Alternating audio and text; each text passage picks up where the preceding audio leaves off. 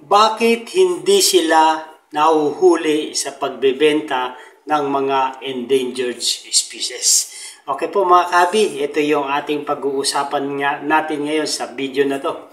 Kung bakit marami ring nahuhuli pero bakit mayroon ding mga hindi nahuhuli regarding po sa pagbabasihan natin yung endangered species. Okay po, at ganun din po yung mga katanungan ng ating kahabi na si Franz Sasil. Bakit sa mga pet market may mga nagbebenta ng ganyan, di naman nahuhuli? So, yun din po ang kanyang katanungan. So, ganun din po si Kahabi Archel Nasam Jr. Dapat boss, hulihin nila yung mga pet market para hindi naman talo yung mga breeder na namumuhunan. Okay po? So, halos pare-pares po yung mga tanong ng ating kahabi.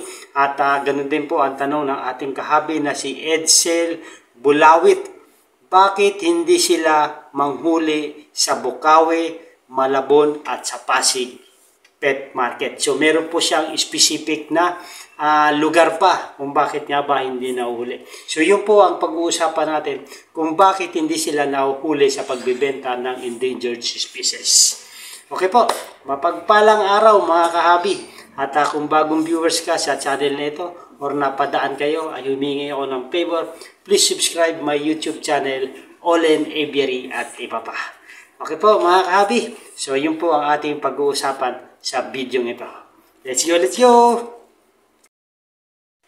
Marami tayong napapanood, nababalitaan regarding sa mga entrapment operation doon sa mga illegal trading na nagbebenta ng mga endangered species. Dahil ang rason nila ay kulang daw sa kaukulang mga dokumento upang magbenta sila ng mga tinaguriang threatened species at endangered species. Ngunit sa atin namang pagsusuri, sa ating nakikita, ay mayroon pong mga lantara na nagbebenta ng mga endangered species. Ngunit bakit hindi nila nasasawata or nahuhuli ang mga ganitong pangyayari or senaryo? Katulad lamang po, halimbawa na natin ang Cartimar sa Pasay. Ito po ay sentro ng komersyo sa mga endangered species. So bakit pagbibili ang mga tao roon ay wala naman na ibibigay na kaukulang resibo at deed of sale? Okay po, so doon po tayo magtataka kung bakit napapahintulutan nila na magbenta ang ganitong establishmento ng mga endangered species. So makikita natin doon ay yung mga parakeet, Bergerigar. Katulad ng Bergerigar, yung Melopsittacus undulatus. Ito po yung scientific name. Makikita rin po natin doon sa pet market na yan, yung kakatil o yung tinatawag na Nymphecus hollandicus at saka yung mga lovebirds. Ito po yung African Agapornis fisheries. Okay po. So ito po ay dineklara ng DNR na endangered species. Ngunit bakit nakikita natin sa pet market na ito sa Cartimar, ay napapahintulutan nila na magbenta, ngunit wala naman silang kaukulang dokumento para ibigay siya doon sa mamimili. Ngayon, ito namang mamimili, walang kaalam-alam na yung binili niya palang ibon ay endangered species. So, pag uwi niya sa bahay, ay ito'y kanyang alagaan. Pagdating ng ilang taon na ito po ay mapaparami niya. Ngunit, pagdating ng araw, ang kanya palang pag-aalaga ay isang illegal possession. So ano po yung ating karapatan doon bilang isang namili ng ibon doon sa pet market na inalaw naman na magbenta? Okay po. So yun po ang kailangan natin mga kahabi, na dapat meron tayong kaalaman patungkol sa ating pag-aalaga ng mga endangered species. Ngunit ang usapin dito kung bakit hindi sila nahuhuli. At ganoon din po sa kahabi natin na si Edsel Bulawit. Ang sabi niya, bakit hindi nahuhuli sa Bukawi, Malabon at Pasig pet market? So, ito po ay in-specific niya po yung lugar. Sa Bukawi, meron doon po lingguhan na pet market. Okay po. So hindi ko sila kinikriticize ang ating PNP Maritime Police. Okay po, dahil ito po ay kanilang tungkulin. Hindi natin sila kini-question, ay tayo lamang po ay nagtatanong. Okay po, tayo ang content na to ay para sa buhay mag-iibon at patungkol po sa mag-iibon. Kaya po tayo ay nagtatanong upang maliwanagan tayo na kung paano po ang proseso at ang magiging basihan natin sa pagbebenta at sa pag-aalaga ng mga endangered species. Sa Bukawi po ay meron doon na lingguhang pet market. Every week or meron silang schedule, basta lingguhan, meron lugar sa Grotto or sa Bukawi or sa awan ko ano bang mga lugar. Pero alam naman na ng karamihan na meron doon nangyayari. Tapos ang binibentahan nila ay nakalista ayon sa DNR na ito ay isang endangered species. Hindi naman natin may tatanggi na posibleng hindi alam ng DNR ng Bulacan at ang PNP Maritime ng Bulacan. Hindi natin pwede sabihin na hindi nila alam dahil halos lahat ng mga tao sa paligid ng mga probinsya ay nalalaman itong lugar. Okay po, so tayo lamang po ay nagtatanong kung bakit sila ay napapahintulutan na magbenta ng mga endangered species. Ngunit sa online ay nagkakaroon pa sila ng operation at nagkakaroon pa ng budol money upang mahuli ang nasabing nagbebenta ng endangered species. So ano po yung nagiging basihan natin? Okay po, ito yung katulad niyan, nasabi ng mga maritime at saka ng DNR ay kailangan sundin natin ang batas ng DNR na Republic Act 9147. Ito ay known as Protection and Conservation and Protection Act. Okay po. Ang Wildlife Resources Conservation and Protection Act, Republic Act number 9147. Okay po, an act providing for the conservation and protection of wildlife resources and their habitat, appropriating funds therefore and for other purposes. Okay po, ito po yung batas ng Republic Act 9147. Ang batas na nagpapatibay ng pananatili at pangangalaga ng mga buhay ilang at sa kanilang mga tirahan. Okay po, alam natin ang batas 9147. No question dyan. Pero paano naman po yung pag-implement nito? Okay po, bakit mayroong mga breeder or mga seller na napapahintulutan na magbenta na wala namang kaukulang dokumento? Meron naman nagbibenta na hinuhuli. Wala rin kaukulang dokumento.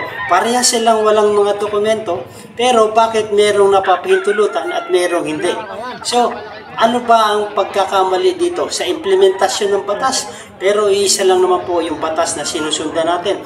At meron pa itong kaakibat na Republic Act 10175. Okay. Ito po yung Republic Act RA 10175 in the Philippines, also known as the Cybercrime Prevention Act of 2022. So ito pong dalawang batas na to ay pinaiigting nila ng mga Maritime Police at DNR, Department of Environment and Natural Resources, na dapat sundin natin, tupdin natin itong batas para sa ating pag-alaga ng mga endangered species.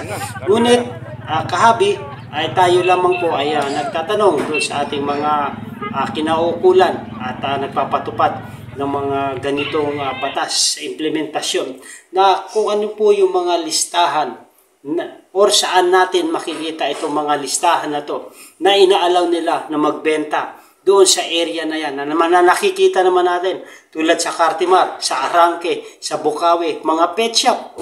Yung mga pet shop niya, pag bibili tayo ng mga endangered species, ay wala naman silang binibigay na resibo. So ano po yung mga nagiging batayan natin? Tapos pag tayo ay backyard breeder lang, ay tayo po ay nakakaroon pa ng pagkakasala dahil tayo po ay nagbenta ng mga endangered species na wala rin namang kaukulang dokumento. So parehas na senaryo, pero bakit dalawang dalawang parties ay ang isa nahuhuli, ang isa hindi. Okay po, so yun lang po ang katanungan. Saan po natin malalaman, mga kahabi, or sa kinatawan ng gobyerno natin, or sa kinatawan ng DNR, at sa kinatawan ng PNP, ng Maritime Police, ano po yung magiging category natin? Saan natin ito makikita? Upang itong mga list of endangered species ay pwedeng i-bilhin at i-allow doon sa establishmento ng Cartimar at pwedeng i-allow doon sa Bukawi.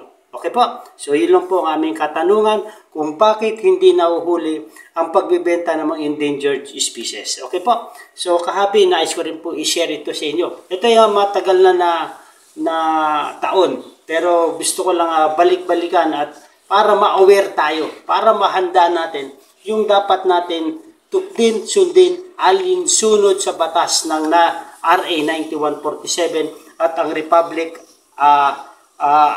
RA 10175 na dapat natin ito tinatangkilik at dapat natin sinusunod. Okay po? Dahil kung wala tayo nito ay posibilidad na makumpiskate lahat ng ating pinaghirapan sa pag-aalaga ng endangered species. So mga kabi, panoorin po natin ito. Matagumpay na sinalakay ng Environmental Crimes Division ng National Bureau of Investigation at Enforcement Division ng DNR National Capital Region ang isang bahay sa Valenzuela City matapos na makitaan ng mga ibong iligal na inalagaan at binibenta. Tumambas sa kanila ang daan-daang pares ng lovebirds at bashirgar sa magkakailarang bird cages at pinasadyang kulungan sa isang bahay sa number 35 sa Paguite Street, Marulas, Valenzuela City. Nauna rito, napag-alaman ng DNR-NCR na mga iligal na nag-aalaga at nagbebenta ng lovebirds sa nasabing bahay matapos naman nag-report tungkol dito sa kanilang social media account. Agad namang nagsagawa ang mga hente ng NBI ng isang test buy sa lugar at napatunayan nitong sangkot nga sa iligal na pag-aalaga at pagbebenta ng mga ibon ang isang kinikilalang John Eric de la Cruz. Kabilang sa mga iligal na inaalagaan ni de la Cruz ay ang African lovebird eye-ring na itinuturing na isang endangered species sa ilalim ng Convention on International Trade in Endangered Species of Wildlife, Fauna and Flora o CITES at DNR Administrative Order 2004-15. Ipinagbabawal ang pag-aalaga ng wildlife ng walang kaukulang permit mula sa DNR, alinsunod sa Republic Act 9147 o Wildlife Resources Conservation and Protection Act of 2001. Yung tao na yan is not a holder ng Certificate of Wildlife Registration and yung Wildlife Farm Permit, which would allow him to sell, to trade species. So nung nakarating tayo doon, already a bypass has been done by the NBI and the person was identified to be a certain Mr. De La Cruz. Matapos ang inventaryo ng mga ibon, kinumpiska ng DNR ang mga ito at dinala sa Wildlife Rescue Center sa Ninoy Aquino Parks and Wildlife Center sa Quezon City. Sinampahan naman ng DNR-NCR si De La Cruz ng kasong paglabag sa Section 27 ng RA 9147. Kung kayo po ay may impormasyon tungkol sa iligal na pag-aalaga o bentahan ng wild animals dito sa Metro Manila, maaari po kayo mag-report sa aming Facebook account o kaya naman ay tumawag sa aming Enforcement Division sa landline number 435-8879. Nag-uulat para sa DNR-NCR News, Mike Alcaraz, RPAW.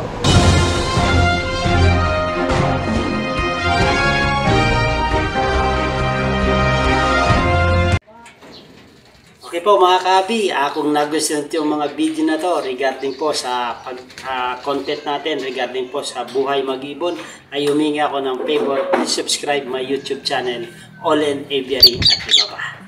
Maraming po salamat. Okay po, wala naman tayong nais na iparating doon sa ating mga kinaukulan.